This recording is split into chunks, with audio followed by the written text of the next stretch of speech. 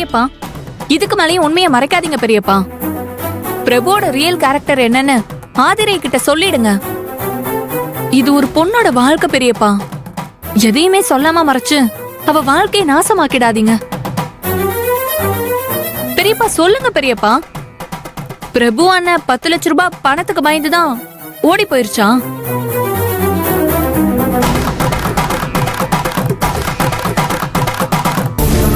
பிரபு 10 லட்சம் ரூபாயா பெருசா நினைச்சுதான் யாருக்கிட்டையும் சொல்லாம மண்டபத்தை விட்டு போயிருக்கணும். இதுக்கு மேல உண்மையை மறைச்சு பிரயோஜனம் இல்ல. ஆதிரை கிட்டையும் சிவா கிட்டையும் பிரபு பணத்தை பெருசா நினைக்கிறவன் தான்ற உண்மையை சொல்லித்தான் ஆகணும். அதுக்கப்புறம் இந்த கல்யாணம் நடக்க போறது இல்ல. ஆதிரையும் எனக்கு மருமகளா வரப்போறதும் இல்ல. என்ன பண்றது? அவ தலையில இதுதான் விதின்னு எழுதியிருக்குன்னா விதிச்ச மாதிரியே நடக்கட்டும். நம்ம கையில எதுவும் இல்ல. அண்ணா, பொய் சொல்லதான் யோசிக்கணும், உண்மையை சொல்ல எதுக்கு யோசிக்கணும்? உங்க பாலிய சிநேகிதரு உங்க மேல எவ்வளவு நம்பிக்கை வச்சிருக்காரு. அந்த நம்பிக்கையை நீங்க காப்பாத்த வேணாமா? சொல்லுங்கண்ணே. சிவா, ஆதிரை, என் பையன் பிரபு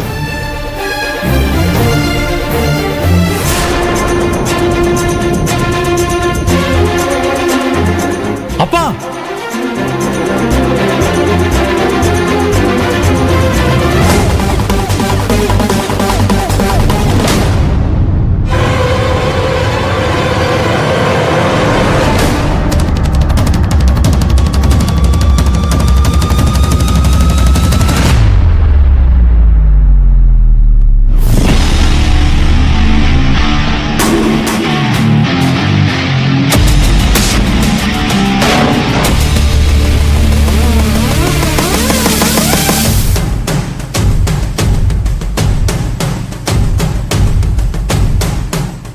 என்ன ஆகுற?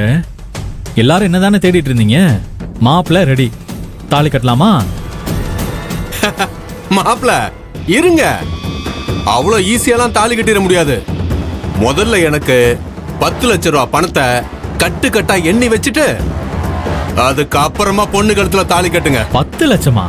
You mean 10 lakhs? அடா ஆமாயா.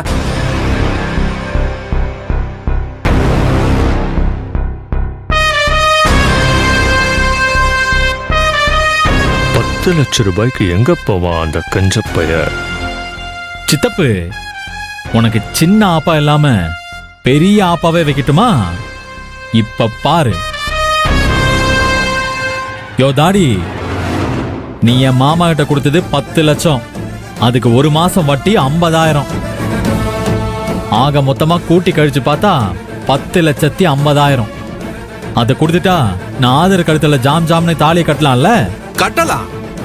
ஆனா நீ பணத்துக்கு எங்க போவ? சாரி தாடி, நான் பணத்துக்கு எங்கேயும் போக தேவையில்லை, இங்கேயே இருக்கு.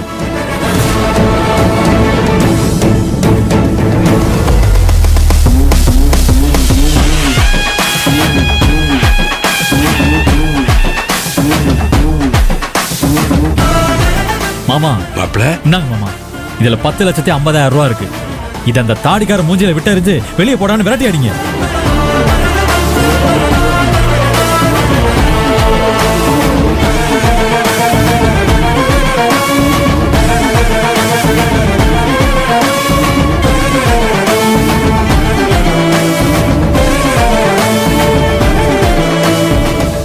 இன்னாங்க மாமா, புடிங்க புடிங்க. மாப்பிள, நான் உங்களை என் புள்ளன்னு சொன்னேன். புள்ள இல்ல மாப்பிள, நீங்க என் கொலசாமி. ஐயோ மாமா, அதெல்லாம் ஒண்ணும் இல்ல மாமா, நீங்க முதல்ல பணத்தை கொடுங்க மாமா. சரி மாப்பிள, இந்த பணத்தை காரணமா வச்சுதானே என் பொண்ணு கல்யாணத்தை நடத்த விடாம அடிச்சிடலான்னு பார்த்த. உன் எண்ணத்தை என் மாப்பிளை எப்படி தவிடுபடி ஆக்கிட்டாருன்னு பாத்தியா? ஒரு நிமிஷம்.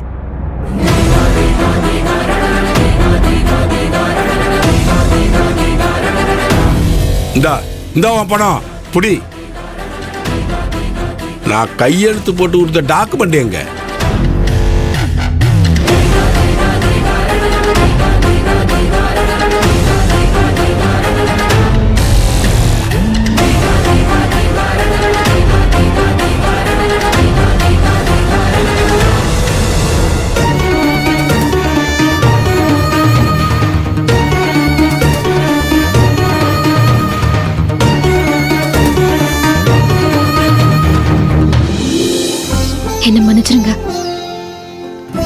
நீங்க காணோன்னதும் நானும் உங்களை தப்பா நினைச்சு சந்தேகப்பட்டுட்டேன். I'm sorry. ஆதரு, என்ன ஆதரு, இப்படி ஒரு சுச்சுவேஷன்ல திடீர்னு என்ன காணோம்னா யாருக்கா இருந்தாலும் சந்தேகம் வரதான் செய்யும். தப்பா தானே நினைப்பாங்க. நீ மட்டும் இல்ல, என் அப்பாவும் பாட்டியும் கூட என்ன தப்பா தான் நினைச்சிருப்பாங்க. ஆமா பிரபு, நாங்களும் உன்னை சரியா புரிஞ்சுக்கல, எங்களையும் மன்னிச்சிருப்பா. அப்பா 10 லட்சம் இல்லைன்னா என் கல்யாணமே நின்னு போயிடும் தெரிஞ்சதுக்கு அப்புறம் எனக்கு அது முதல்ல அதிர்ச்சியா தான் இருந்துச்சு. அதுக்கப்புறம் எக்காரணத்தை கொண்டு என் கல்யாணம் நின்றுடக்கூடாதுன்னு முடிவெடுத்தேன். அதனால தான் யார்கிட்டயும் சொல்லாம பணம் எடுக்க போனேன். இந்த பணத்தை நான் கொடுத்ததுக்கு காரணம் ஆதர மேல நான் வச்சிருக்கிற அன்பு, ஆதர அப்பா மேல நீங்க வச்சிருக்கிற நட்பு. இந்த ரெண்டுக்காகவும் தான் நான் அவசர அவசரமா ஓடி போய் பணத்தை எடுத்துட்டு வந்தேன்.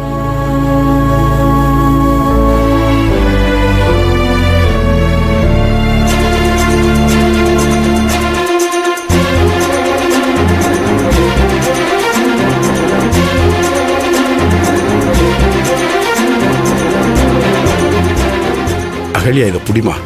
மாமா, மாப்பிள, நன்றி மாப்பிள. யாராவது ஒரு அடி எடுத்து முன்னாடி வச்சீங்க, இதால பணமா தான் பாப்பீங்க. ஏய், வாங்கடா.